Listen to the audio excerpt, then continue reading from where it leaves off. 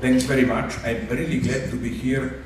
Apart from good memories from my last visit here, it's that finally, after all things people expect me to talk about, usual dirty jokes, politics, and so on, I can speak about something that I really love.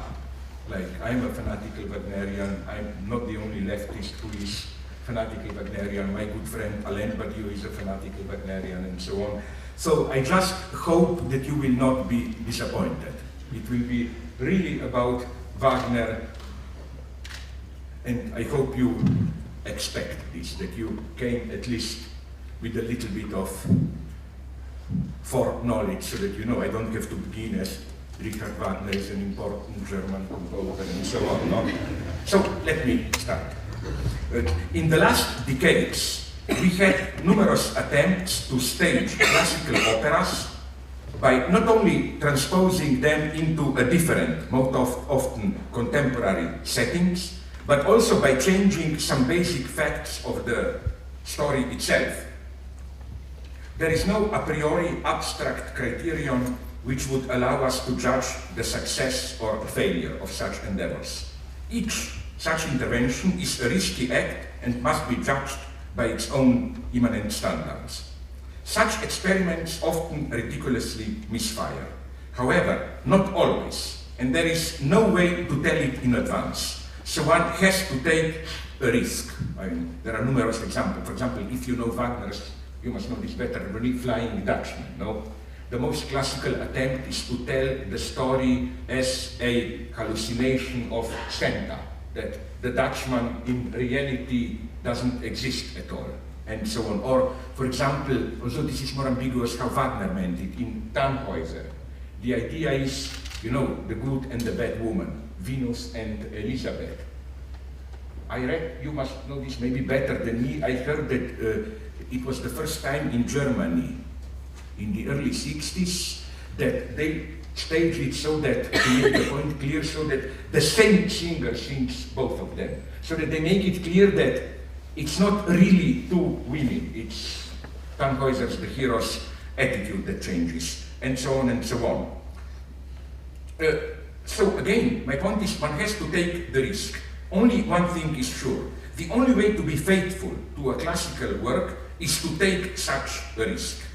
Avoiding it, sticking to the traditional letter, is the safest way to betray the spirit of the classical work. In other words, the only way to keep a classical work alive is to treat it as open, pointing towards the future, or to use the metaphor evoked by Walter Benjamin, to act as if the classic work is a film for which the appropriate chemical liquid to the very was invented only later, so that it is only today that we can get the full picture.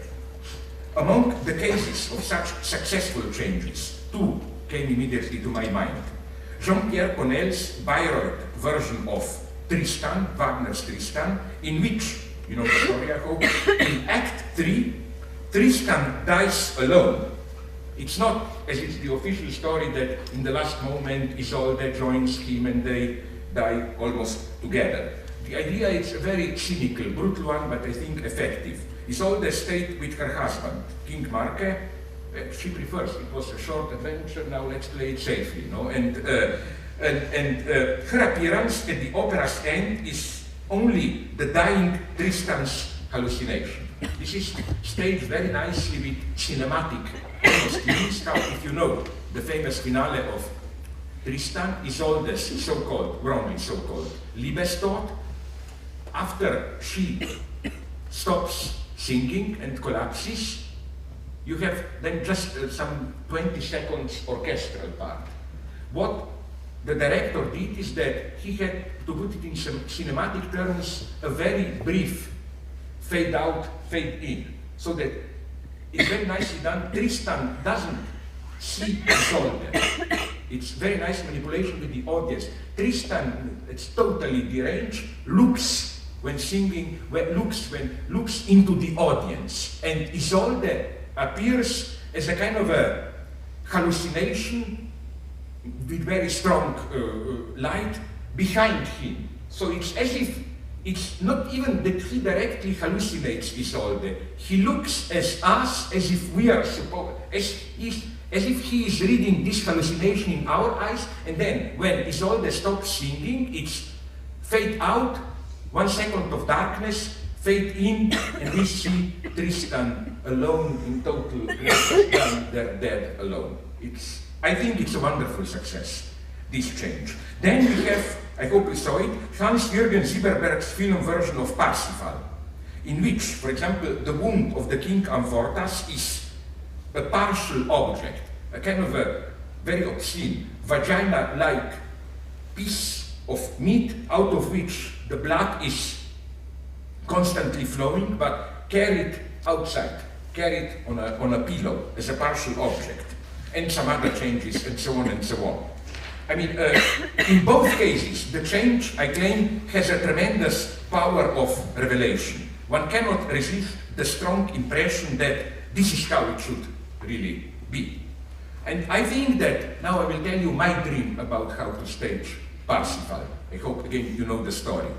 My dream would have been to transpose Parsifal into a modern megalopolis, kind of decaying city where Klingsor, the enemy who has all these flower maidens around him, would have been an impotent pimp, because part of Wagner's story is that he was castrated, an impotent pimp running a whorehouse, and that he uses Kundry to seduce member of the Grail Circle, which is a rival drug gang. It's absolutely clear how all this, the Grail ritual, where they are all fascinated, it's really like the moment when you distribute drugs, because the key person in Parsifal is for me the old Amfortas' father, Titurel, who is in a constant delirium as if he took too many drugs. And of course then, you know, to cut a long story short, this Amfortas' wound is simply, in order to get control of this drug ring,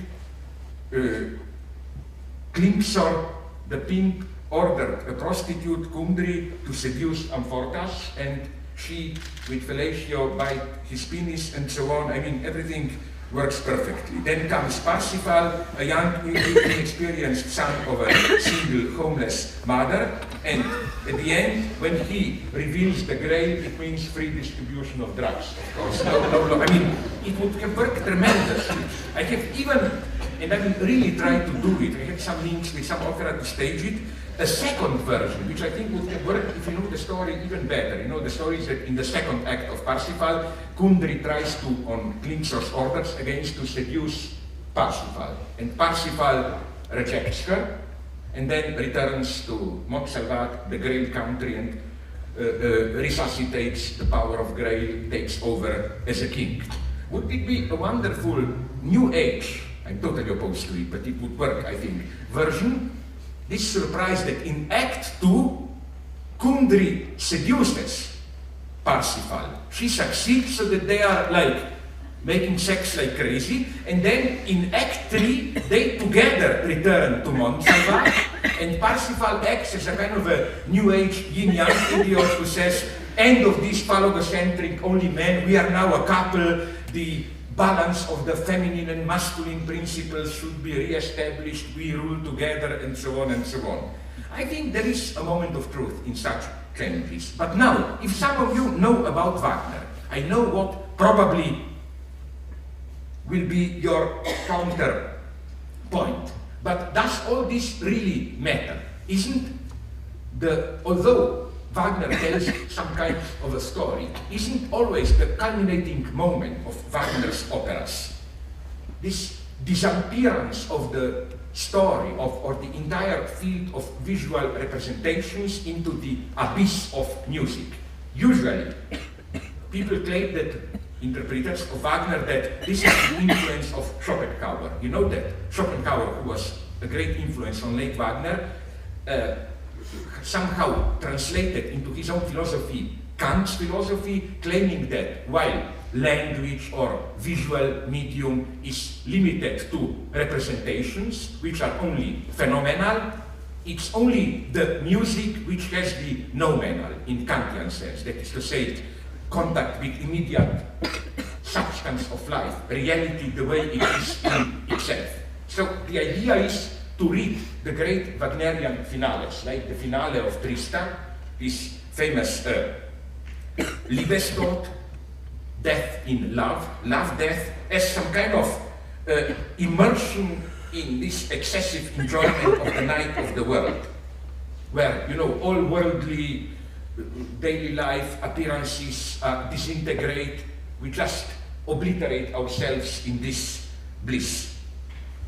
It is as if in Tristan the music itself seems to perform what words helplessly indicate. The way the amorous couple is inexorably drawn towards the fulfillment of their passion, towards the highest joy, höchste Lust, of their ecstatic self-annihilation. Now, I'm trying to do something very naive here, which will bring us to my central topic, the ending of Wagner's Ring. Is this, however, really the metaphysical truth of the opera? Why then is, I hope you know a little bit about Wagner's Tristan, why then is this inexorable sliding towards the abyss of annihilation interrupted again and again in the opera through the often ridiculous intrusions of fragments of daily life? Let me take the highest case, that of finale itself. Just prior to the finale of the opera, just prior to the arrival of Brangäne, Isolde's faithful servant, the music could have moved straight into the final so-called transfiguration. Two lovers dying embraced. You know, just when Tristan dies, Isolde comes, like, why didn't Wagner pass directly to what would have been the ideal Wagnerian conclusion? The two lovers dying embraced together, disappearing into the night, and so on and so on. Why the rather ridiculous arrival of the second ship, which all of a sudden accelerates the slow pace of the action in an almost comic way? And okay, to do a low, below the belt, almost blow, I met at some conference Nike Wagner, the granddaughter, who absolutely agreed, pretended to agree, I hope, here with me, claim, yes, but this is the mystery. If you know Tristan, how these endless monologues, long written, and then the last 5 minutes of Tristan are almost as ridiculous as, you know, the last 2 minutes of Verdi's Il Trovatore, where one is killed, the other is killed, like in like 2-3 minutes, so many things happen. Like in Tristan, one ship arrives, the other ship arrives, and so on and so on.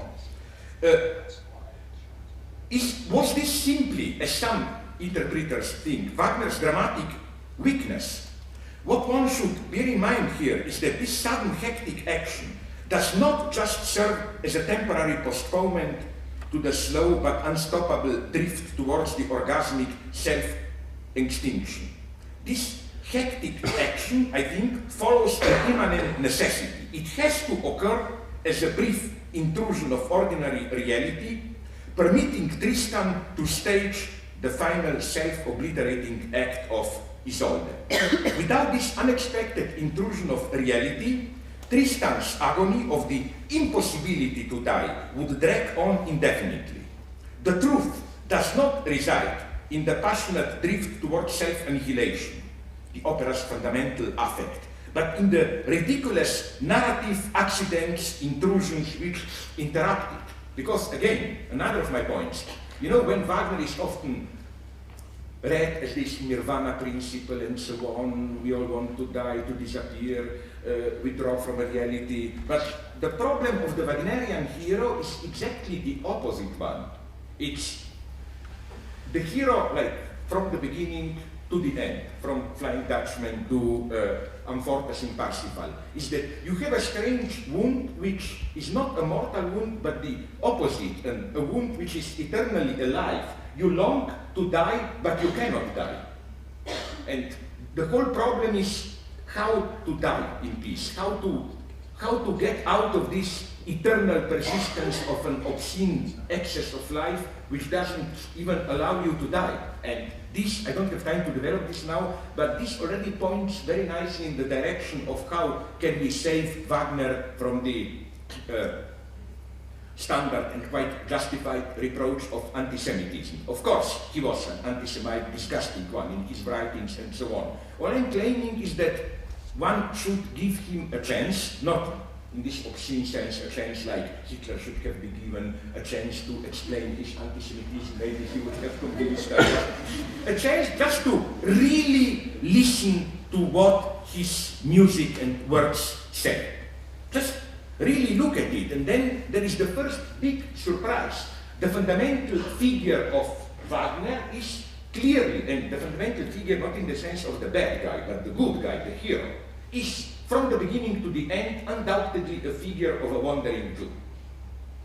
Already the Flying Dutchman, Wagner explicitly called him Ahasver des Oceans, the Ahasver wandering Jew of the ocean. Precisely this figure condemned to eternal wandering, looking for peace.